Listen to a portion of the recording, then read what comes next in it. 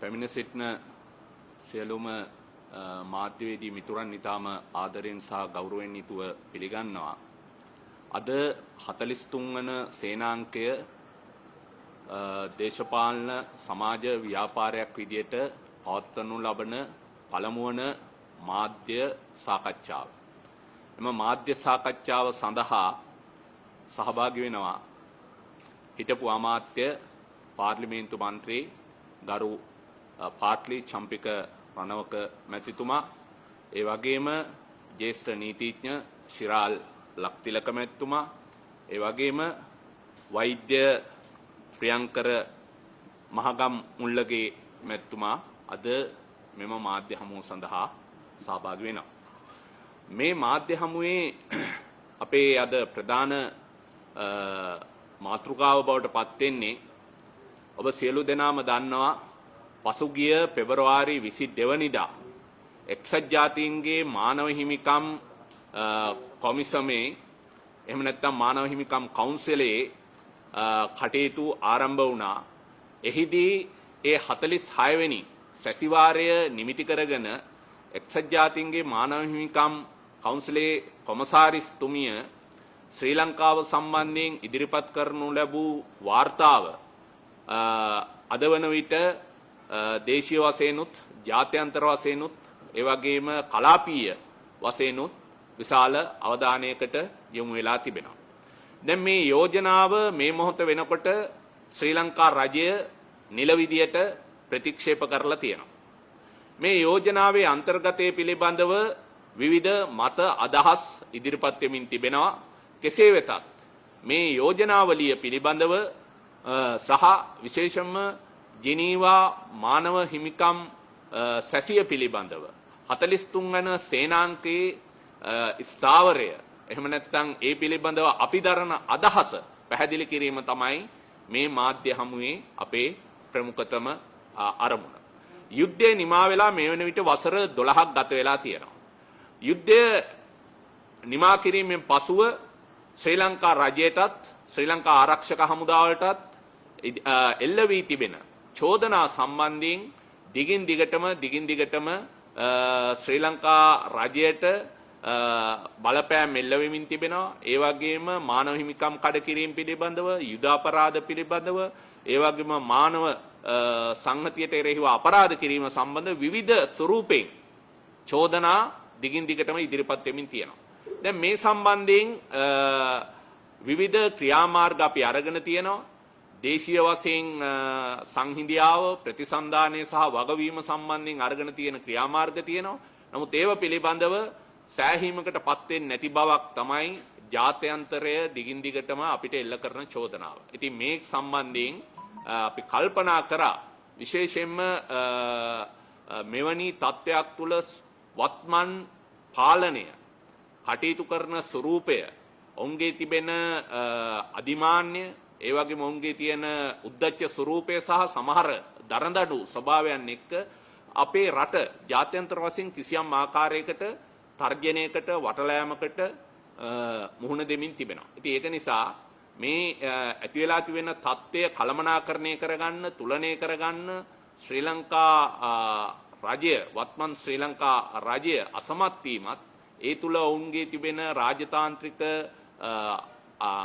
වශයෙන් තිබෙන දුර්වලකම් විශේෂයෙන්ම අපිට මේ වෙන විට දැක ගන්න පුළුවන්කම ලැබෙනවා. ඉතින් ඒක නිසා මේ හැම දෙයකින්ම අවසාන වශයෙන් රටක් විදියට අපිටයි මේ රටේ පොදු ජනතාවටයි මේවායේ භයානක ප්‍රතිවිපාක වලට මුහුණ දෙන්න සිදු වෙන්නේ. ඉතින් ඒක නිසා අපි කල්පනා කරා 43 වන සේනාංකයේ විදියට අද අපිට එල්ල වෙලා තිබෙන මේ චෝදනා, ඒ වගේම ශ්‍රී ලංකාව සම්බන්ධයෙන් සම්මත කර ගැනීමට උත්සාහ දරන කෝ ගෲප් එකේ එහෙම නැත්නම් මධ්‍ය ලක්ෂයේ ඉන්න කණ්ඩායම ඉදිරිපත් කරන්න යන යෝජනාවක්, ඒ වගේම ශ්‍රී ලංකා රජය ඒ සම්බන්ධයෙන් ප්‍රතිචාර දක්වන ආකාරය සම්බන්ධයෙන් අපේ ස්ථාවරය පැහැදිලි කිරීම තමයි අද මේ මාධ්‍ය හමුවේ මූලික අරමුණ බවට පත් වෙලා තියෙන්නේ. ඒක නිසා මේ අවස්ථාවේදී මම මුලින්ම ආරාධනා කරනවා පාර්ලිමේන්තු මන්ත්‍රී හිටපු අමාත්‍ය ගරු පාට්ලි චම්පික රණවක මැතිතුමාට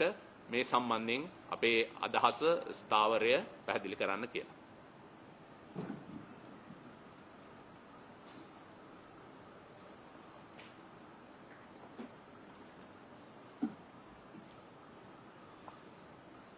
සියලු දෙනාටම සුබ සන්ධ්‍යාවක්. අපේ සියලුම 43 වෙනි සේනාංකයේ සහෘද සමාජිකයන්ගෙන් අවසරයි. ශ්‍රී ලංකාව නැවත වතාවක් එක්සත් ජාතීන්ගේ මානව හිමිකම් කොමිසම ඉදිරියේ වෙන යෝජනාවක් සම්බන්ධයෙන් දැන් කිසියම් ආකාරයක ඡන්ද විමසීමකට මුහුණ දෙන්න යනවා තව දින කිහිපයකින්. එම යෝජනාවෙන් අපි ජයග්‍රහණය කරයිද එහෙම නැත්නම් අපි පරාජය වෙයිද කියලා දැම්ම අනාවක කියන්න බෑ. නමුත් අපට බරපතල ප්‍රතිවිපාක මේහා සමග ලැබෙන්න නියමිත බව නම් පැහැදිලි. මේ යෝජනාව බොහෝ දුරට 2009 මැයි 18 වෙනිදා අවසන් වෙච්ච ඒ බෙදුම්වාදී ත්‍රස්තවාදී යුද්ධයේ ගැටුමත් එක්ක ශ්‍රී ලංකා යුද හමුදාව යුද අපරාධ කලාය කියන පදනමෙන් ඇති කරන ලද යෝජනාවක්. දැන් මේ යෝජනාව කලිනුත් ගෙනාවා. අපි පරාජයටපත් වුණා. අපට එරෙහිව යම් යම් ක්‍රියාමාර්ග ගැනුණා. විශේෂයෙන්ම අපේ අපනයන වලට GSP සහනය ලබා දීම යුරෝපා සංගමයේ ඇමරිකා එක්සත් ජනපදයේ වැනි රටවල් ප්‍රතික්ෂේප කළා. අපිට විශාල ප්‍රශ්න වලට ඒවා මත යැපිච්ච ආර්ථිකයක් තිබුණා. ඒ ආර්ථිකයේ යෙදිච්ච පිරිස් වලට ප්‍රශ්න ඇති වුණා. නැවතත් එවැනි තත්ත්වයක් උදා වෙයිද කියන ප්‍රශ්නේ මතුවෙනවා. මොකද 2015 පත් වෙච්ච ආණ්ඩුව ඒම යෝජනා වලට සම අනුග්‍රහකත්වයක් දක්වලා යම් යම් දෑ ක්‍රියාත්මක කරන්න ගිහිල්ලා නැවත ඒ GSP සහනය ඇමරිකා එක්සත් ජනපදයේ යුරෝපා සංගමයේ දිනාගත්තා. දැන් ඒට යම් අභියෝගයක් අපි මේ නිලවරණයෙන් අපි පරාජයටපත් වුණු නිලවරණයක් නෙවෙයි අත් වශයෙන්ම මේ යෝජනා සම්මතයෙන් අපි පරාජයටපත් වුණොත් අපිට ඇති වෙයිද කියන ගැටලුව ඇති වෙලා තියෙන නිසා මේක සමස්ත ජනතාවටම බලපාන ප්‍රශ්නයක්. මේකට විසඳුමක් අපි කණ්ඩායමක් එදා 2018 දී පූර්ව වශයෙන් යෝජනා කළා. එහිදී අපි කිව්වේ දැන්ටමත් මේ ගැටුම අවසන් වෙලා අවුරුදු 12. මේ ගැටුමට සම්බන්ධ පාර්ශවයන් පිළිබඳව යම් යම් කතා කරද්දී අපි බලන්න ඕනේ මේ යම් කිසි ආකාරයක යුක්තිසහගත භාවයක් තියනවද මේ නීතිය ක්‍රියාත්මක කිරීමේදී කියලා. දැන් උදාහරණයක් හැටියට LTT සමාජිකයන් පිරිසක් යුද්ධයේ ඇතිවෙච්ච ගැටුම් ලක්ෂ්මන් කදිරගාම ඝාතනය හෝ වෙනත් සිදුවීම් වලට අත්අඩංගුවේ ඉන්නවා. ශ්‍රී ලංකා යුද හමුදාවේ පිරිසුත් ඉන්නවා. මෑතදී නිදහස් කරපු සුනිල් රත්නායක එවැන්නේ. දැන් එතකොට මේ ක්‍රියාදාමයේ අනහතරේ අපිට පේනවා ප්‍රභාකරන්ගේ මරණයෙන් පස්සේ LTT සංවිධානයේ නායකයා වෙච්ච කුමාරන් පත්මනාදන් කිසිම නීතිමය ක්‍රියාමාර්ගයකට ඉදිරිපත් කරන්නේ නැතුව ඔහු ජාතික ජාත්‍යන්තර වශයෙන් LTTට කරපු අවිසැපයුම්, ඒ වගේම සිදු කරන ලද මැදිහත් වීම, ඒ වගේම අවසාන මොහොතේ ප්‍රභාකරන් ගලවා ගැනීම සඳහා එක්සත් ජාතීන්ගේ සංවිධානය ලවා කරන්න ගිය මැදිහත් වීම, එක්සත් ජනපදයේ හරහා කරන්න ගිය මැදිහත් වීම, මේ සියල්ල පිටිපස්ස සිටි කතෘ කුමාරන් පත්මනාදන්. ඔහුට එරෙහිව කිසිම නීතිය ක්‍රියාත්මක වීමක් වෙන්නේ නැහැ. ඒ වගේම LTT සංවිධානයෙන් වෙන් වෙලා ගිය නමුත් ඊට කලින් ප්‍රබල ප්‍රහාර ගණනාවකට සම්බන්ධ වෙච්ච විනයගමූර්ති මුරලීධරන් නොහොත් කරුණ වැනි අය සම්බන්ධෙනුත් කිසිම අධිකරණ ක්‍රියාමාර්ගයක් නැහැ. ඒ වගේම අවසාන සටනේදී පුතුමාතලන්හි යටත් වෙච්ච 12600ක් LTT සමාජිකයින් නැවත පුනරුත්ථාපනයෙන් පස්සේ මුදා හැරලා තියෙනවා. ඒ අනුව එයාටත් කිසිම ක්‍රියාවලියක් නැහැ. ඉතින් යම් කිසි ආකාරයකින් මේ යුද ගැටුමේදී යුද අපරාධ කලායයි කියලා ශ්‍රී ලංකා යුද හමුදාවට පමණක් ශ්‍රී ලංකා ආරක්ෂක අංශ වලට පමණක් චෝදනා ඉදිරිපත් කරන්න බෑ. එහෙමනම් අර LTT සමාජිකයෝ 12600ක් කුමාරන් පත්මනාදන් එක්ක නැවත අත්අඩංගුවට අරගෙන නිසි චෝදනා පත්‍ර අධිචෝදනා පත්‍ර සකසලා ඒ පිළිබඳ විමර්ශන කළා කටයුතු කරන්න ඕන. කාටත් පේනවා දැන් අවුරුදු 12කට පස්සේ එවැනි කටයුත්තක් කරන්න අපහසු බව. එවැනි කටයුත්තක් කිරීමෙන් මේ පවතින සංහිඳියාවත් බිඳ වැටෙන බව. ඒ නිසා මේ ක්‍රියාදාමයේදී අපි අමතක කරන්න හොඳ නැහැ. ඔය යුද්ධයේ සංකල්ප කීපයක් තියෙනවා. විශේෂයෙන්ම දෙවන ලෝක යුද්ධයේදී ඇතිවෙච්ච ටෝකියෝ යුද අපරාධ කොමිසම ඉදිරියේ නියුරම්බර්ග් යුද අපරාධ කොමිසම ඉදිරියේ වැදගත් සංකල්පයක් ඉදිරිපත් කළා. ඒක තමයි ඔය මානුෂීයත්වයට එරෙහි අපරාධ වගේම සාමයට එරෙහි අපරාධ. ඒ ගණයට ප්‍රභාකරන්ගේ සිද්ධිය ගැනෙනවා. මොකද කීප වතාවක් පවත්වන ලද සාම සාකච්ඡා හා తాවකාලික සටන් විරාම ඒක පාර්ශවීය උල්ලංඝනය කළේ ප්‍රභාකරන්. 2006 දිත් සිද්ධ වුණේ ඒකයි. මහවිල්ලාරෝ සොරවුව වසා දැමීම. ඉතින් ඒ නිසා ඒ පාර්ශවයන් ගැන කිසිවක් කරන්නේ නැතුව මේ තනි පාර්ශවයක් ඉලක්ක කර ගැනීම මගින් ලංකාවේ ජනතාව තුළ දවන්ත අසහනයක්, ඒ වගේම දවන්ත ආකාරයේ වෛරකාරී හැඟීමක් ඇතිවීම වැළැක්විය නොහැකි. ඒ වගේම ශ්‍රී ලංකාවේ යුද හමුදාවේ පිරිස් අතර නොසන්සුන්තාවයක් ඇතිවීම වැළැක්විය නොහැකි. ඉතින් අපේ යෝජනාව ඉතාම සරලව ගත්තොත් මේක අපේ දැන් අමතක කළ යුතු කාරණයක්. විශේෂයෙන්ම අත්අඩංගුවේ ඉන්න ආරක්ෂක අංශ සමාජිකයෝ ඉන්නවා නම් ඒගොල්ලෝ මේ යුද ක්‍රියාකාරීත්වයට සම්බන්ධ අපරාධ කරපු අය වෙන්කොට ගන්න ඕනේ අපි. ඊළඟට පෞද්ගලික අපරාධ. ඔය ත්‍රිකුණාමලයේ සිසුන් 11 දෙනා පැහැර ගැනීම වැනි යුද ක්‍රියාවලියට සම්බන්ධ යම් දෑ පාවිච්චි කරලා කරපු පෞද්ගලික අපරාධ කප්පන් ගැනීම ඝාතනය. ඒවා වෙනම ගන්න ඕනේ. ඒ වගේම LTT සමාජිකයන්ගෙත් ඒ ප්‍රශ්න ඒ විදිහටම ගන්න ඕනේ. ත්‍රස්තවාදයේ LTT නායකයින් විසින් නියෝග දීලා සිදු කරන ලද අපරාධ තියෙනවනම් ඒ අය වෙනමත් තමන් පෞද්ගලිකව කල්පනා කළා LTT එකේ යම් ශක්තියින් පාවිච්චි කරලා කරපු පෞද්ගලික අපරාධ තියෙනවනම් ඒවත් අපි වෙන වෙනම ගන්න ඕනේ. ඒ කියන්නේ ශ්‍රී ලංකා යුද හමුදාවෙත් කෙලින්ම ප්‍රජාතන්ත්‍රවාදී රාජ්‍ය ආරක්ෂා කර ගැනීම සඳහා අන්න දෙන මූලස්ථානයේ විසින් යම් කාර්යයන් සඳහා කරන ලද නියමනයන් ක්‍රියාත්මක කරන්න ගිහිල්ලා සිදුවෙච්ච ඝාතන හෝ ඊට සම්බන්ධ ක්‍රියාදාමයන් සම්බන්ධයෙන් වගකිය යුතු යයි කියලා හදලාගෙන දැන් නඩු දාලා තියෙනවා නම් යම් කිසි පිරිසකට හෝ නඩු දාන්න යනවනම් ඒ පිරිස වෙනමත් LTT නායකත්වයේ විසින් අනදීලා සිදු කරන ලද අපරාධ සම්බන්ධයෙන් එවැනි ආකාරයට නඩු දාන්න යනවා නම් හරි නඩු දාලා තියෙනවා නම් හරි එවැනි පිරිසුත් වෙන්කොට අඳුනා ගන්න ඕනේ. පුජ්‍යලික අපරාධ අයගේ නඩු ඉදිරියට ගෙනියන්න ඕනේ. මේ යෝජනාව ඉතාම සරලව ගත්තොත් අපි මේ දෙපාර්ශවයේම අය කෙලින්ම සන්නද්ධ හමුදාවේ අනමත ක්‍රියා කරපු අයත් LTT නායකයින්ගේ අනමත ක්‍රියා කරපු අයත් මේ පිරිස අර 12600 ගෙදර ඇරියා වගේ කුමාරන් පද්මනාදන් ගෙදර ඇරියා වගේ අපි මේ සියලු දෙනාට පොදු සමාවක් දීලා ගෙදර යවන්න ඕන. මේක ලංකාවට අමුතු යමක් නෙවෙයි. 1989 කැරැල්ලට සම්බන්ධ වෙච්ච ජනතා විමුක්ති පෙරමුණේ නායකයෝ මිය ගියා තමයි. නමුත් ඒ සම්බන්ධ බරපතල සිදුවීම් වලට සම්බන්ධ බොහෝ දෙනෙක් ප්‍රජාතන්ත්‍රවාදයට එන්න ඉඩ දුන්නා. ප්‍රජාතන්ත්‍රවාදයේ ක්‍රියා කළා. හැබැයි එතෙන්දිත් විවෘතව ඒ ක්‍රියාවලිය කළේ නැහැ. බොහොම ආවෘතව සංවෘතව තමයි ඒ ජනතා විමුක්ති පෙරමුණේ ක්‍රියාවලියට එළියට එන්න ඉඩ දුන්නේ. ඉතින් ඒ නිසා මේ ක්‍රියාවලිය බොහොම විවෘතව අපි සිදු කරන්න ඕනේ. සිදු කළා මේ දෙපිරිසටම පොදු සමාවක් දීලා ඔවුන්ට නිදහසේ කටයුතු කරන්න ඉඩකඩ ලබා දෙන්න ඕනේ. පෞද්ගලික අපරාධ කරපු අය ඉන්නවනම් ඒ අය සම්බන්ධයෙන් කටයුතු කිරීමට උසාවි අධිකරණ ක්‍රියාවලිය ඒ මගින් ක්‍රියාත්මක වෙන්න ඕනේ. ඒ වගේම ලංකා ආණ්ඩුව විශේෂයෙන්ම මේ පසුගිය කාලය තුල විරුද්ධවාදීන් ඉලක්ක කරගෙන දේශපාලනික වශයෙන් කටයුතු කිරීමත් ඒ වගේම යම් ආගමික අසහනයන් නැති වෙන ආකාරයට ඊටාම මුග්ධ අමනෝඤ්ඤ ආකාරයට හැසිරීමත් ඒ වගේම එම සිදුවීම් ජාත්‍යන්තර තලයේ කරලියට ආහම ඒවට ඊටාම මුග්ධ විදිහට පිළිතුරු දීමත් ඒ වගේම ලංකාව ඇතුලේ දෙබිඩි ප්‍රතිපත්තියකින් කටයුතු කිරීමත් නිසා බොහොම අපහසුතාවයට මේ රටේ ප්‍රතිරූපේ පත් වෙනවා විදේශ රටවල් ඉදිරියේ. ඒ නිසා මේ සම්බන්ධයෙන් පොදු කාරණයක්.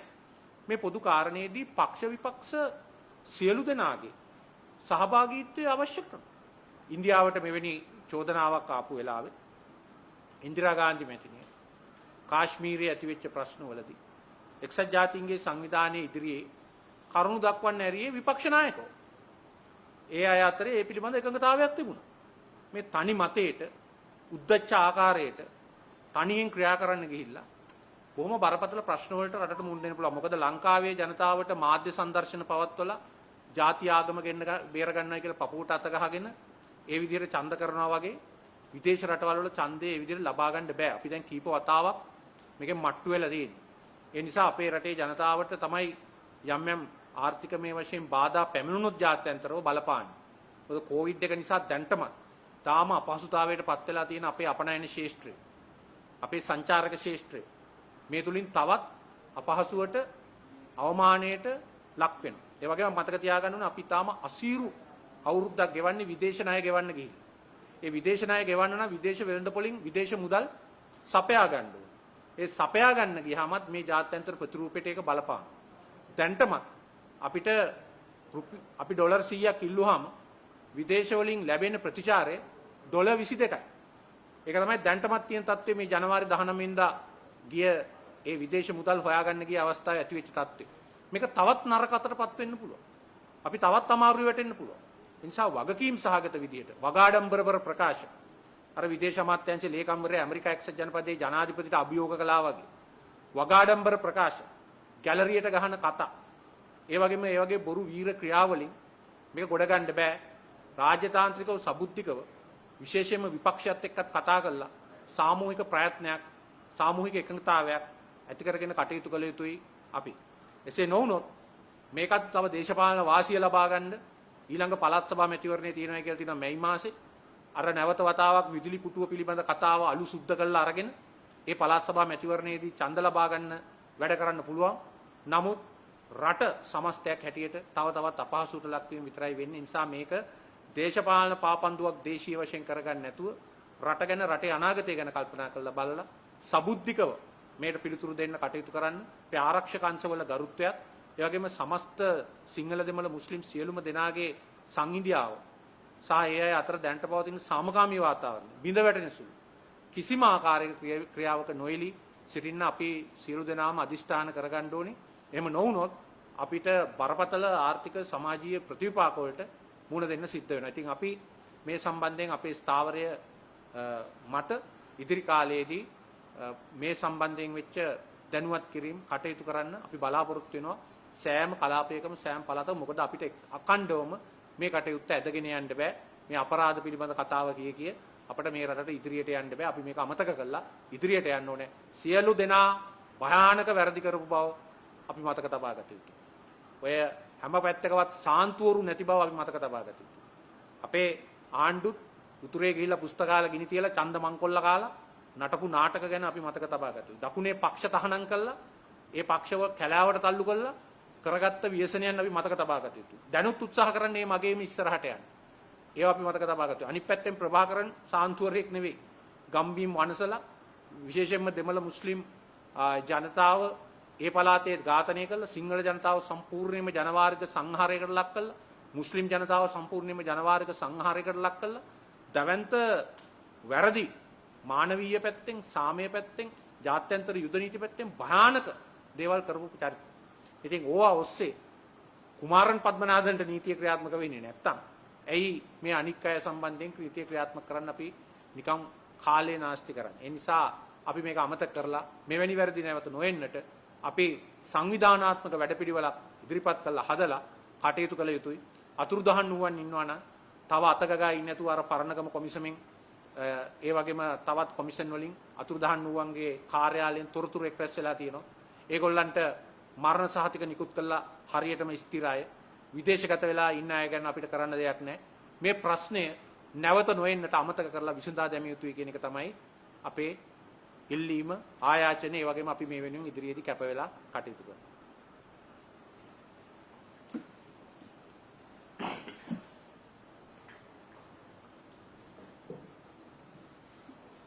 මීළඟට මම ආරාධනා කරනවා වෛද්‍ය ප්‍රියංකර මහගම් මුල්ලගේ මැතිතුමාට මේ පිළිබඳව අදහස් දෙන්න.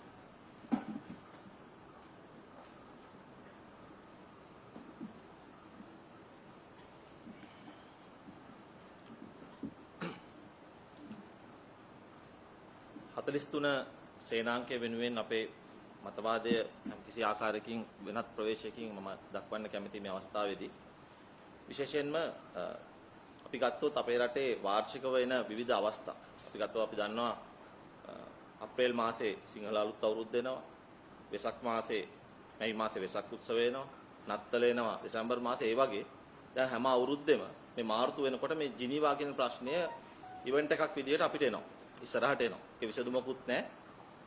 හැමදාම මානව හිමිකම් කවුන්සිලය විසින් විවිධ නිර්දේශ ඉදිරිපත් කරනවා, රාජ්‍යයට බලපෑම් කරනවා. මේ ක්‍රියාවලිය දිගටම ඉස්සරහට යනවා. දැන් මේ වසර සුවිශේෂීව අපිට ගැටලු සහගත වර්ෂයක් වෙලා තිබෙන්නේ.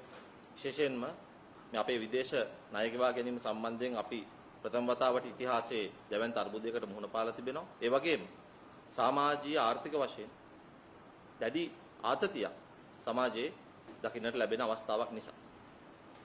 දැන් එක පැත්තකින් එක්සත් ජාතික සංවිධානයේ මේ කවුන්සිලය, මානවික කවුන්සිලයේ ක්‍රියාකාරීත්වය පිළිබඳව 43 සේනාංකයේ විදියට අපේ විවේචනයක් තිබෙනවා. ඒක තමයි අපක්ෂපාතී නොවන, ඒ වගේම ප්‍රායෝගික නොවන නිර්දේශ ඉදිරිපත් කිරීම. මේ එක සටන් කණ්ඩායමක් LTT සංවිධානය දැන් මේ මිහිපිට නැහැ. ඔවුන් අතුගෑවිලා ගිහින් ඔවුන් ඉවරයි.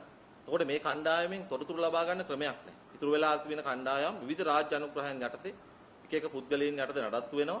නමුත් සමස්තයක් විදිහට ගත්තම ශ්‍රී ලාංකික රජයේ භෞමික අඛණ්ඩතාවය ආරක්ෂා කිරීමට කටයුතු කරපු යුද හමුදාව සහ අනිකුත් ඒ ආරක්ෂක අංශ පමණක් තනි කරමින් දිගින් දිගටම පහර දීමක් දකින්නට ලැබෙනවා. දැන් මේ ක්‍රියාවලිය අපේ සමාජය උහුලගන්නේ කොහොමද? ඒ කියන්නේ සමාජය ඉදිරියට යෑමට අපි 43 සේනාංකයේ විදියට බලාපොරොත්තු වෙන දේ තමයි අපි අතීතයෙන් පාඩම් ඉගෙන ගත යුතුයි. ඒ ගැන තර්කයක් නැහැ. ඒ වගේම අපි අතීතයේ සිදු වුණු වැරදි සිදුවීම් නැවත සිදුවන්නට ඉඩ තබන්නට අවශ්‍ය නැහැ. නමුත් මේ සමාජය මෙතනින් ඉදිරියට යෑමට මේ නිර්දේශ, මානව හිමිකම් නිර්දේශ වලින් අපිට තල්ලුවක් ලැබෙනවාද? එහෙම නැත්නම් නැවතත් පරණ කුණු අවුස්සමින් මේ සමාජය ඉදිරියට යන ගමන පිටුපසට තල්ලු කරන්නද මේකෙන් උදව්ව ලැබෙන්නේ? ඇත්තටම වෙන්නේ ඒකයි. වෙන්නේ සමාජයේ නැවතත් ජන කණ්ඩායම් අතර, ආගමික කණ්ඩායම් අතර ආතතියක් ඇති වෙනවා. ඒක ආණ්ඩුව පාවිච්චි කරන්න උත්සාහ කරනවා. ඕක තමයි වෙන්නේ. වෙන්න නියමිත. දැන් මානව හිමිකම් කියන්නේ නරක දෙයක් නෙවෙයි. නමුත් මානව හිමිකම් සම්බන්ධව කතා කරද්දිම අපේ රටේ විශේෂයෙන්ම බහුතර සිංහල සමාජය තුළ ඇති වෙන මතය මොකද්ද? මානව හිමිකම් කියපු ගමන් මතක් වෙන්නේ යුද්ධය, දෙමළ සමාජය, LTT ත්‍රස්තවාදය, ජිනීව. නමුත් මානව හිමිකම් කියන්නේ මේ එක ජන කණ්ඩායමකට දෙමළ සමාජයට අයිති දෙයක් නෙවෙයි. මහර හිරගෙදර, එහෙම නැත්නම් වැලිකඩ හිරගෙදර හිරකරුවන් ඝාතනය වෙනකොට ඒක රටේ නීතියේ ක්‍රියාවලියෙන් එළිය සිද්ධ වෙනකොට ඒක මානව හිමිකම් කඩවීමක් තමයි. නමුත් අපිට මතක් වෙන්නේ නැහැ ඒ කාරණා. අපේ සමාජයට ඒව මතක් වෙන්නේ නැහැ. ඒකට වග වෙන්න ඕනේ කාතකින් මානව හිමිකම් කවුන්සිලේ ක්‍රියාකාරීත්වය. මොකද මානව හිමිකම් අපේ රටට ඕනේ නැහැ වගේ මතයක්. නිකන් අපිට ඒක බටහිර මෙවලම ලෝක බලවතුන්ගේ බලව්‍යාපෘතියට කීකරු නොවන රටවල් පාලනය කිරීමට භාවිතා කරන උපාංගයක් විදියට, ටූල් එකක් විදියට තමයි අපේ රටේ බහුතර මානව හිමිකම් හඳුනගන්නේ. නමුත් ඇත්තටම ගත්තොත් අපේ රට දියුණු ශිෂ්ට සමාජයක් කරා මෙහෙයවන්න මේ මග කියන්නට 43 වෙනි සේනාංකය උත්සාහ කරනකොට අපි හිතනවා මානව හිමිකම් ඉතාමත් වැදගත්. මොකද මේවා මිනිස්සු එකපාරට අපේ රටේ නම් විප්ලව වෙලා නැහැ තමයි මානව හිමිකම් සම්බන්ධව. නමුත් ප්‍රංශ විප්ලවය වේවා. එහෙම නැත්නම් ওই 18 වෙනි සියවසේ අර හත් වෙනි ක්‍රිස්තියානි රජතුමාගේ කාලේ ඩෙන්මාර්කයේ සිදු වුණු ආකාරයේ ලෙයින් කඳුලෙන් තමයි මිනිස්සු මේ මානව හිමිකම් රැකගත්තේ.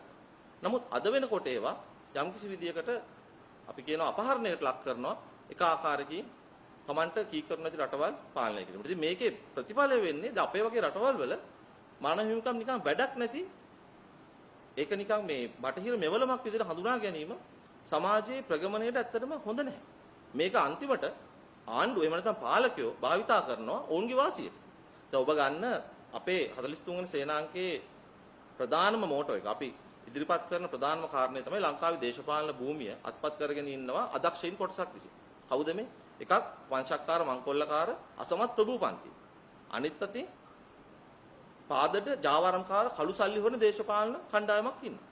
ව්‍යාපාරික කණ්ඩායමක් ඉන්නවා. මෙන්න මේ පාදඩ පන්තියත් මේ අසමත් ප්‍රභූපන්තියත් එකතු වෙලා ලංකාවේ දේශපාලන භූමිය අත්පත් කරගෙන සිටින නිසා තමයි මේ අර්බුදය ඇති වෙලා තිබෙන්නේ. මේ රටේ දේශපාලනිකව මේ රට ස්ථාවර කරන්න බැරි සහ ප්‍රතිපත්ති හදන්න බැරි කියන මතේ අපි ඉන්නේ. අපි ඒ නිසා විශ්වාස කරනවනේ මේ අදක්ෂයින් වෙනුවට කුසලතාවයේ දක්ෂතාවයේ තිබෙන දරුවන් එහෙම නැත්නම් එමෙලි පරපුරක් මේ රටේ දේශපාලන භූමිය අත්පත් කරගත යුතුයි. එතකොට මම ගොඩනගන තර්කය තමයි දැන් අදක්ෂයින් දේශපාලන බලය හොබවනකොට, ඒ කියන්නේ පාලකයෝ විදිහට ඉන්නකොට ඔවුන්ට හරි ලේසි මානව හිමිකම් හොඳ නැහැ, නැත්නම් මානව හිමිකම් අවශ්‍ය නැහැ කියන මතය සමාජයේ තිබෙනවා. මොකද මිනිස්සු එතකොට තමයි මිනිස්සු විදිහට හිතන්නේ නැහැ. දැන් එවැනි දෘෂ්ටිවාදයක්, අයිඩියොලොජි එකක් මේ සමාජයේ පැල කරලා තිබෙනවා මේ ව්‍යාජ දේශප්‍රේමී නිසා. නමුත් ඒකට උඩගෙඩි දෙන්නේ මේ මානව හිමිකම් කවුන්සිලය ආදී මේ බලයට පත්වන මේ කොමසාරිස්වරු ඒකපාර්ශ්විකව ගන්න තීන්දුව. එතකොට අර ආණ්ඩුවලට එහෙම නැත්නම් මේ බොරු දේශප්‍රේමී ආණ්ඩුවලට පුළුවන් ජනතාවට කියන්න මෙන්න අපිට විරුද්ධව ක්‍රියාමාර්ග ගන්නවා. ඒ නිසා ඔබලා අපි වෙනුවෙන් ඉදිරිපත් වෙන්න කියලා. දැන් අර කලින් හිටපු අමාත්‍යතුමා කිව්වා වගේම ඔබ සියලු දෙනාට ජනතාවටත් මාධ්‍යවේදී සහෝදර ඔබ සමටත් බලන්න පුළුවන්. ඊළඟ පළාත් සභා මැතිවරණයේදී මේක තොරම්බල් කරන හැටි. ඒ කියන්නේ මේ ආණ්ඩුව බලයටපත් උනේ සිංහල සමාජය තුළ ඉතා දැවැන්ත යථාර්ථවාදී නොවන බලාපොරොත්තු රාශියක් ඉදිරිපත් කරන්න බැරි දේවල්. දැන් ක්‍රමක්‍රමයෙන් මේක විහිළුවට ලක් වෙමින් පවතිනවා. නායකත්වයේ ඉඳලා පහළටම ආණ්ඩුවේ. ඒ වගේම අනිත් පැත්තේ සිංහල සමාජයේ අවිශ්වාසයට ඒ වගේම වෛරයට ප්‍රාර්ථනා වෙලා තියෙනවා මේ දීපු පොරොන්දු නිසා. දැන් එතකොට නැවත වතාවක් මේ සිංහල සමාජය দমনය කර ගැනීමට විහිළුවක් බවට පත් වීම වළක්වා ගැනීමට ආණ්ඩුව උත්සාහ කරන්නේ තනියම මේ ජිනීවා ගැටලුව ඉස්සරහට පෙන්නන මිනිස්සු මුලා කරලා නැවත වතාවක් ජාතිවාදය අවුස්සලා එහෙම නැත්නම් රට බේරගන්න කියලා අර තමන්ගේ තියෙන දුර්වලතාව වසා ගන්නට ඉදිරියේදී බලන්න පුළුවන් වැඩ කරනවා පළාත් සභා මැතිවරණයේදී. ඉතින් ඒක අපි නම් හොඳට අඳුරනවා. නමුත් අපි ජනතාවට මතක් කරනවා විය යුත්තේ ඒක නෙවෙයි. අපි රටක් විදියට අපි කවුරුත් පිළිගන්නවා ෆැසිස්ට් වාදයක් බෙදුම් වාදයක් ඉදිරිපත් කරපු කණ්ඩායමක් LTT ප්‍රස්තවාදී. අපේ රටේ ප්‍රජාතන්ත්‍රවාදය හෝ වෙනත් කිසිම මතවාදයකට ඉදිරියට එන්න බෑ. ඔවුන් දිගින් දිගටම මේ රටේ හිටියනම්. ඉතින් සාකච්ඡාවට කීපයක් දිගින් දිගටම පැහැර හැරලා මේ රටට අන්තිමට දකුණට පහර දීලා ළමා සොල්දාදු හදලා ඉදිරියට ආපු කණ්ඩායමන් නිසා දේශපාලනිකව ඒ තීන්දුවක් ගන්න ඕන. ඒක යුද්ධයක්. ඒ ක්‍රියාවලියේදී අඩුපාඩු වෙන්න පුළුවන්.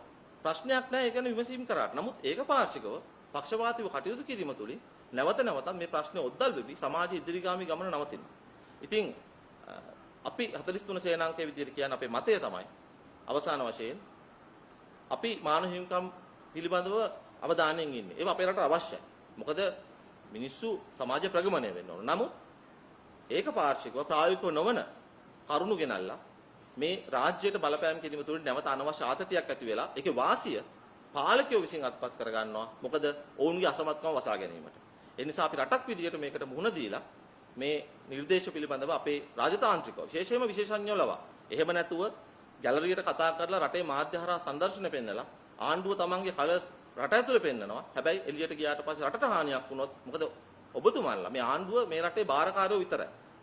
අවුරුදු ගාණක් ගිහිල්ලා හරි ඊළඟ ඡන්දෙන් හරි අයි කණ්ඩායමක් මේ රට කරන්න ඕනේ. මේ රටේ අපේ දරු පරම්පරාවට ඉන්න ඕනනේ. අපිට නෑනේ අනිත් රටවල් වල ද්විත්ව පුරවැසිකම්. අපි මේ රටේ ඉපදුනා මේ රටේ මැරෙනවා. එතකොට මේ රට අපිට ඉදිරියට මේ ලෝකයේ නූතන ලෝකයේ තුල ස්ථානගත කරලා ශක්තිමත් රාජ්‍යයක් විදියට හදාගෙන යන්න අවශ්‍යයි. ඒ සඳහා මේ ගැලරියට කතා කරන්නේ නැතුව දේශපාලනයට මේක භාවිතා කරන්නේ නැතුව තමුන්නාන්සලා රාජතාන්ත්‍රිකව වැඩ කරන්න කියලා අපි ආණ්ඩුවට මතක් කරන ජනතාවට මතක් කරනවා. ඒ නිසා පළාත් සභා ඡන්දෙදී මේ ගේන මේ හිඟන්නගේ තුවාලේ වගේ මේක තොරම්බල් කරලා ඒ ගේන කරන රැවටෙන්න එපා. රටක් විදියට අපි පක්ෂ විපක්ෂ සියලු දෙනා එකතු වෙලා මේ අභියෝගයට මුහුණ දෙමු. අපේ රට වෙනුවෙන් කියන එක මතක් කරනවා 43 වන සේනාංකය වෙනුවෙන්. බොහොම ස්තුතියි.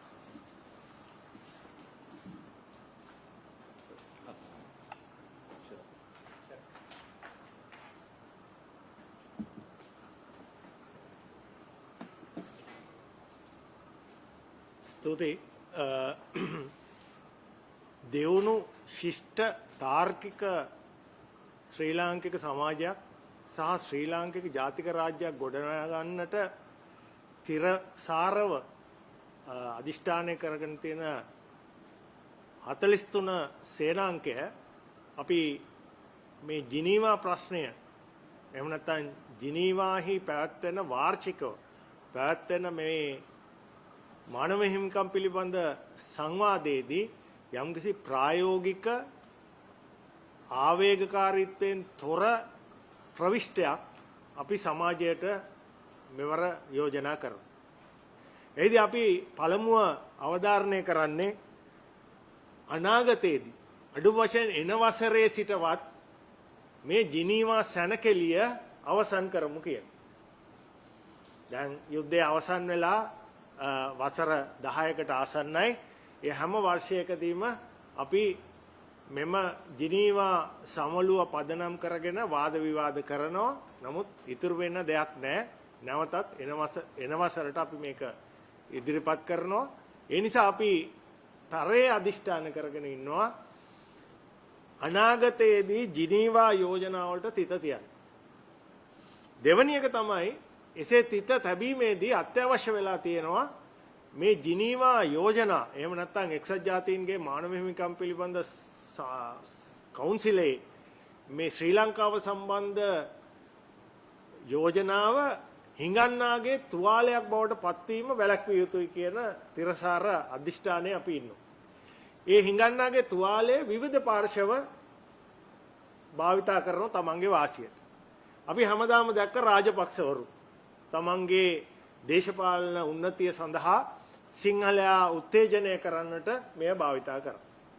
ඒ වගේම අපි දැක්කා දෙමළ LTT ඩෑස්පෝරාව ශ්‍රී ලංකා ජාතික රාජ්‍ය අසහනයට පත් කරන්න කුපිත කරන්නට ජිනීවා යෝජනා භාවිතා කරා. ඒ වගේම අපි දැක්කා ජාත්‍යන්තර සම්බන්ධතා තුළ ජාත්‍යන්තර ක්ෂේත්‍රයේ රාජ්‍යයන් යම්කිසි ආකාරයකට මෙම යෝජනාව තමන්ගේ යම් යම් මූලෝපායික අවශ්‍යතා සඳහා භාවිතා කරනවා. මේ හැම ආකාරයකටම ජිනීවා යෝජනා භාවිතා කිරීමට අපි විරුද්ධයි. එසේ කිරීම වැළැක්වීම මම හිතන්නේ ශ්‍රී ලාංකික ජනතාවගේ යුතුයකමක්. ඒ නිසා අපි කියනවා පැහැදිලිවම මේ අර අපේ ඇමතුමා කිව්වාගේ මේ ප්‍රතිපත්තියේ පදනම වෙන්නේ අමතක කරමු සමාව දෙමු. forgiving and forgetting කියන ප්‍රතිපත්තිය. ඒක අපි ස්ථාරව තේරුම් කරලා දෙන්න.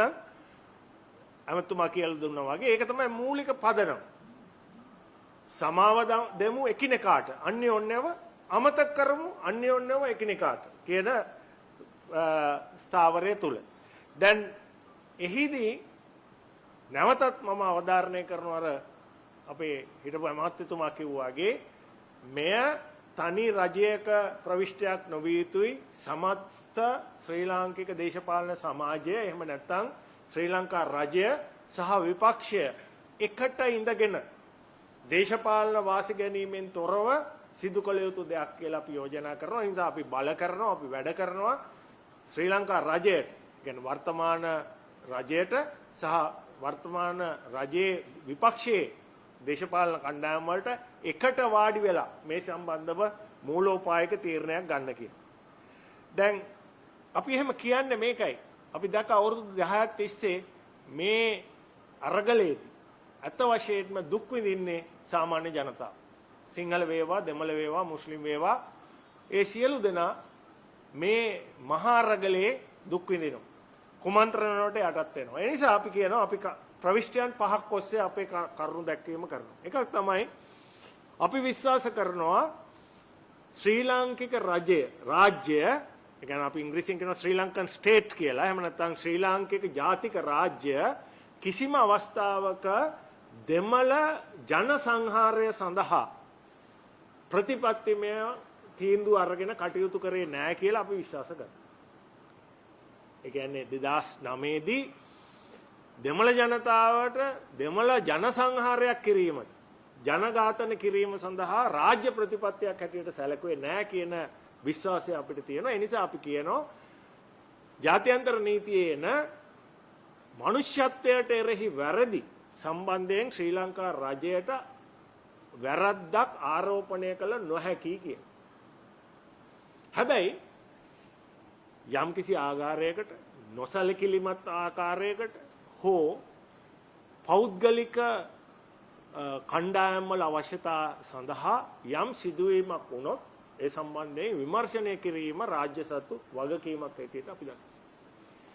ඊළඟට තියෙන්නේ මේ යුද්ධයේ දෙපාර්ශ්වයම අවි ආයුධ දරාගෙන මේ සටන කරලා තියෙන.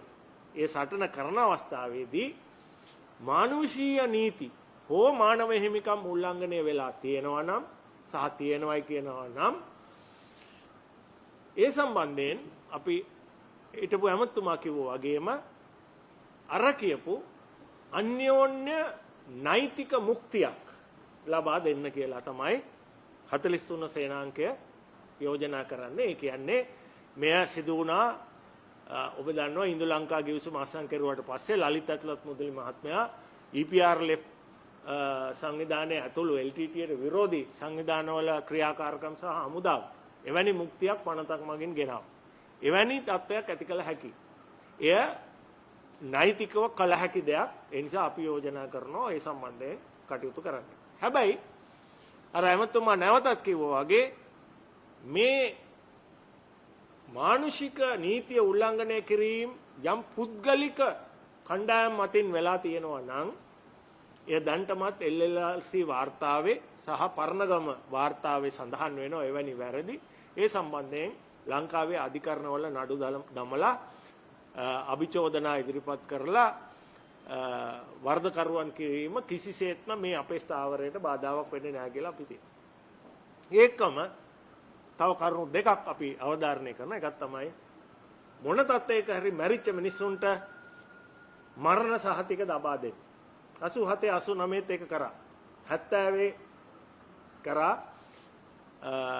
දැන් කාලේ ඇති අවුරුදු 10ක් ගිහිල්ලා මොකද අනුප්‍රාප්තිය පිළිබඳ ප්‍රශ්න, දේපල පිළිබඳ ප්‍රශ්න ගණනාවකට මුහුණ දෙන්න වෙනවා මේ මිනිස්සුන්ට. කවුරු වුණා? කාගේ ඥාතීන් වුණා? මරණ සහතික දීම මොකද වුණ අපේ රටේ පුරවැසියෝ කවුරු හෝ මැරිලා තියෙනවා නම් මරණ සහතික ලබා දීම ප්‍රාදේශීය ලේකම්තුමාගේ වගකීමක්.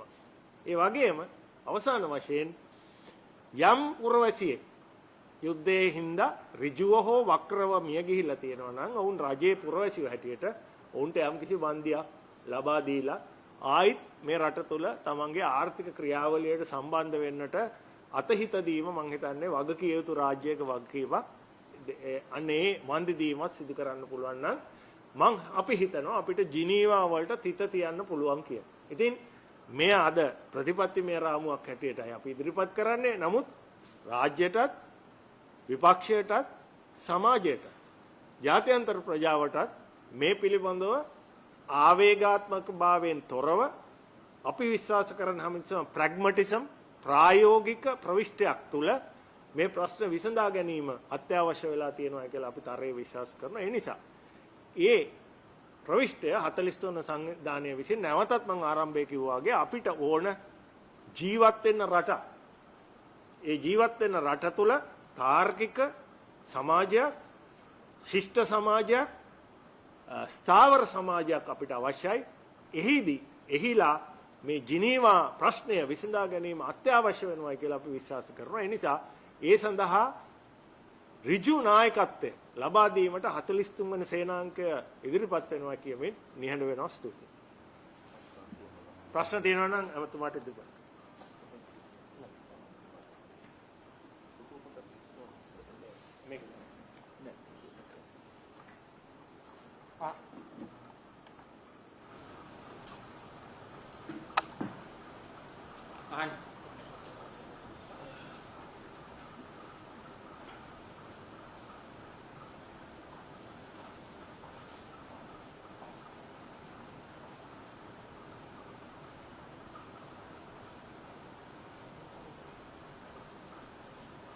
කවුරුන් කාලේ පොදු සමාවත් දීලා එතකොට ඊපස්සේ 11 දෙනෙක් අතුරුදහම.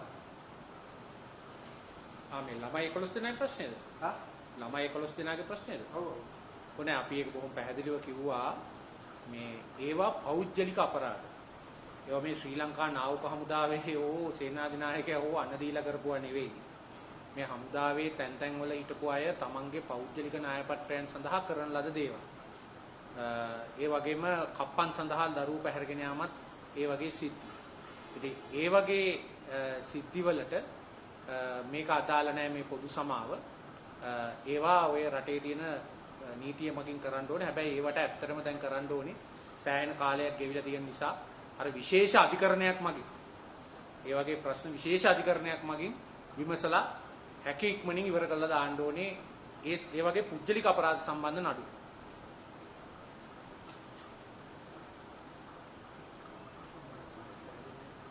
ඒ වගේම මේ වන්දි ගෙවීම ගැන කිව්වා. ඒකත් ඔය ජාත්‍යන්තර මේ වශයෙන් තියෙන අදහසක් ඔය ප්‍රෙපරේෂන් කියලා. අපි මේ යෝජනා කරන්නේ මියගිය කොටි සමාජිකයන්ට වන්දි ගෙවන්න නෙවෙයි. ඔය ගිය පාරත් තෝම මතුවෙච්ච දෙයක්. ඇත්තටම මේ යුද්ධ තත්වයේදී අහිංසක ජනතාව විශාල වශයෙන් බැටකෑවා. අදටත් ඉන්නවා විශාල පිරිසක් තමන්ගේ මුල් ගම්බිම් වලට යන්න බැරි වෙච්ච. ඒවට යම් යම් ප්‍රතිවිරෝධතාවෙනුත් දැන් ඒ කලාපයේ ඒ පළාත් වලින් මතුවේ. ඒ නිසා අපි යෝජනාව අනිවාර්යයෙන්ම මිනිස්සුන්ට අයිතිවාසිකමක් තියෙනවා තමන්ගේ මුල් ගම්බිම් වලට යන්න. 1987 අපි දැක්ක ඔක්තෝබර් මාසයේ LTT ආරම්භ කළ සිංහල ජනතාව පළවා හැරීමේ ක්‍රියාවලිය යාපනයෙන් මඩකලපුවෙන් 91 ආරම්භ කළා මුස්ලිම් ජනතාව පළවා හැරීමේ ක්‍රියාවලිය. ඒ අතරේ තමන්ගේ මතේ නොයවමසුපු දෙමළ දේශපාලන නායකයෝ ඝාතනය කිරීම ඒ පිරිස් උතුරෙන් නැගෙනහිරින් පළවා හැරීම සිද්ධ වුණා. ඉතින් ඒ අයට නැවත පදිංචි වීමේ අයිතිය, පැමිණීමේ අයිතිය සහතික කරන්න ඕන වගේම ඔය ගැටුම නිසා අතිවිශාල පිරිසක් අනාථ වුණා, තැන් තැන් වලට විස්ථාපනය වුණා. ඒ පිරිස් වලට නැවත ජීවිත ගොඩනගා ගැනීම සම්බන්ධයෙන් රජය යම්කිසි ආකාරයක වන්දි මුදලක් ලබා දීලා උන්ගේ ජීවිත නැවත ගොඩනගා ගන්න ඔවුන්ට උපකාර කර යුතුයි ජාති ආගම් ભેදකින් තොර. ඒකයි අපේ අදහස. එකමතුමත් දැන් මානව හිමිකම් කොමසාරිස් වාර්තාවට සඳහන් වෙනවා.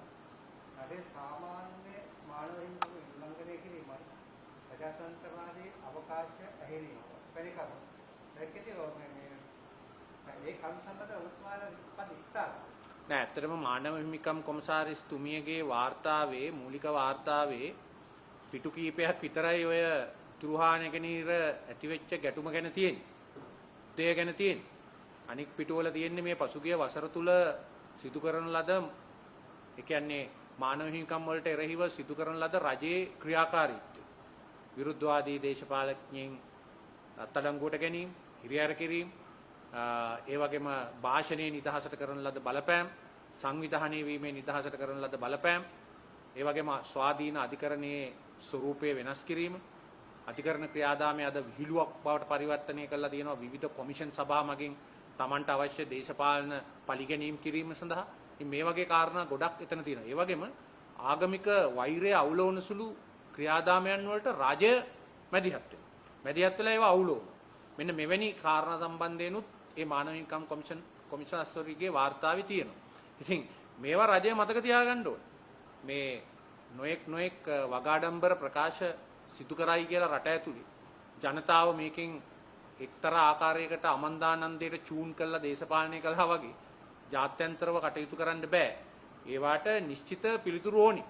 මම අද දැක්කා එක්සත් ජනපදයේ සෙනට් මන්ත්‍රණ සභාවේ මේ මානව හිමිකම් පිළිබඳ අනු කමිටුව ලසන්ත වික්‍රමතුංග ඝාතනය ගැන එතුමාගේ දියණිය නගපු ප්‍රශ්න වලට උත්තර දීලා තියෙනවා. ඉතින් මේවා නොපමාව මේවා සම්බන්ධයෙන් නොපමාව නීතිය ක්‍රියාත්මක කරන්න ඕනේ. ඒවා පමා කරන්න මේවා ජාත්‍යන්තර ජාතික වශයෙන් පැන නැගිලා තියෙන ප්‍රශ්න. ඒ නිසා අපිව තව තවත් අපේ ජාත්‍යන්තර ප්‍රතිරූපය ඇද වැටෙන එක විතරයි වෙන්නේ.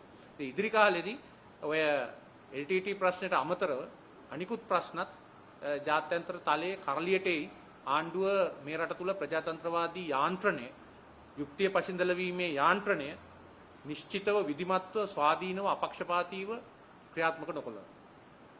බුද්ධමාත් කියන්නේ ආණ්ඩුව ජනතාව ඉදිරියේදී මිලෙක් කරනවා. සිංහල ජනතාව ඉදිරියේ. ඔව්. එතකොට ජාත්‍යන්තර ගියාම ඒගොල්ලෝ මේ එතකොට ඒ ප්‍රශ්න මොනවාද එතනදී ප්‍රශ්න ඇති වුණාම ඒවට මොහොත දෙන්න ඕන ජනතාව. නමුත් මෙතන ජනතාව දන්නේ ඇත්තටම මොකක්ද කියන්නේ. ඔව් ඉතින් ඇත්තටම දැන් රට ඇතුලේ විවිධ අදහස් පළ කරනකොට නොඑක ආකාරයේ ජාතික ආගමික හැඟීම් කුලප්පු වෙන විදිහට ප්‍රකාශ කරනවා. හැබැයි විදේශ රටවල ගිහිල්ලා විදේශ ඇමතුමා ප්‍රකාශනයකුත් කරනකොට එහෙම කරනවා. අනිත් පැත්තට කතා කරනවා. ඒ වගේම විශේෂයෙන්ම ඇතම් අපේ රාජ්‍ය නිලධාරීන් ඇතම් දේශපාලඥයින් රටේ තත්ත්වය ගැන හිතන්නේ නැතුව විදේශ නායකයින්ට අභියෝග කරනවා.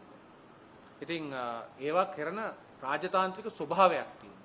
මේ ආකාරයට අපි නිකන් අනවශ්‍ය ආකාරයට ඒ රටවල් වල ඒ රාජ්‍ය නායකයින්ගේ වෛරයට පිළිකුලට හා අඳබාල තත්වයටපත් වෙනවා. ඉතින් අපේ අවට කලාපයේ රටවල් ටිකවත් අපි නිශ්චිතව දිනාගත යුතුයි. ඒකින්ද ඇත්තටම ඔය භූමදානයේද ආදාහනයේද කියන ප්‍රශ්නේ මේ රට ඇතුලේ ප්‍රශ්නයක්.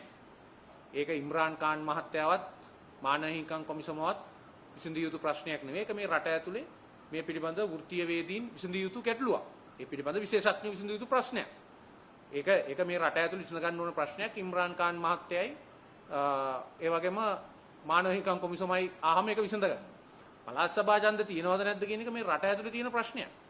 ඒක ඉන්දියාව මැදිහත් වෙලා කිව්වට පස්සේ අපි පළාත් සභාව තියෙනවා කියලා කියන්න තරම් දීන විය යුතු තත්වයක් නෙවෙයි. ඒ විදිහට මේ බොරු වීරත්වයක් ආරූඪ කරගෙන පැමිණියාට රජය හා රජයේ නායකයෝ ඇත්තටම මේ විදේශ රටවල් ඉදිරියේ 2ට 3ට 4ට 5ට නැවිලා බොහොම බය අඩු විදිහට ඒව යම් යම් දේ ක්‍රියාත්මක කරනවා. පළාත් සභා ඡන්ද තියෙනවද නොතියනවද කියන එක අපි රට ඇතුලේ තීරණය කරන්න ඕන පක්ෂ සියල්ලේ කවුවෙලා.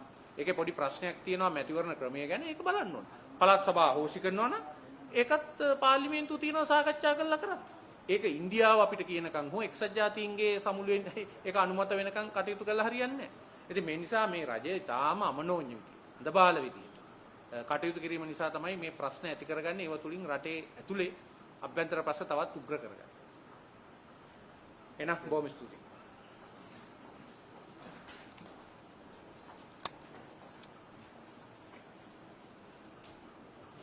බොහොම ස්තුතියි. එහෙනම් සංග්‍රහයක් තියෙන බුක් තිබ්ලා